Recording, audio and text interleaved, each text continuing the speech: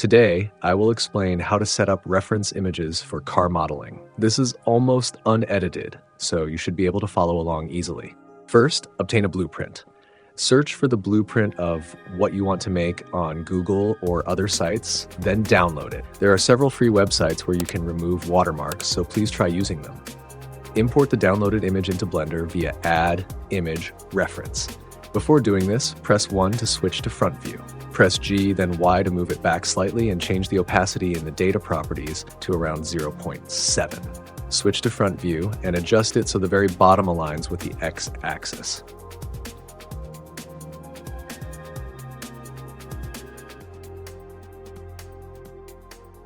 Press Shift-A, Mesh, Cube to add a cube and match the size of the object you want to make. By doing this, it aligns perfectly from all four directions, establishing an accurate spatial relationship.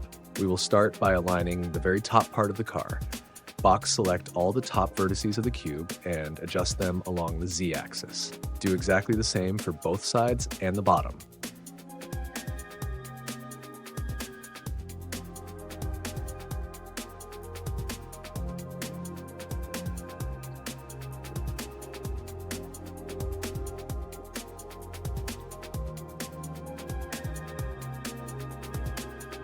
Change the transform pivot point at the top of the screen to 3D cursor. This is to use the 3D cursor as the reference when rotating or scaling. Duplicate the image with Shift-D and right-click. Press R, then Z and enter 90.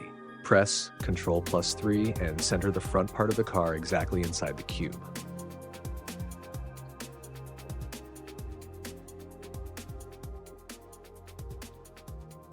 Fit both sides perfectly here as well. Be careful, if you align the left and right side separately, the center will shift. Select all in object mode or edit mode and adjust along the Y-axis simultaneously.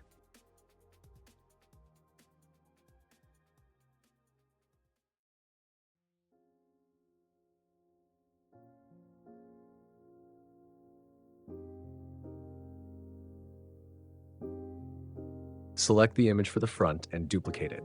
Press R, then Z, enter 180 and make it visible on the opposite side.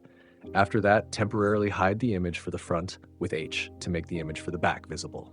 This time it is for the back, so move the image to align it with the back view. Since it was aligned during the front view setup, simply moving the image is enough. Finally, duplicate the first image added, press R, then X, enter -90 and move it directly underneath. Finally, move it to fit inside the cube and you have a reference image that maintains a perfectly correct spatial relationship from all directions.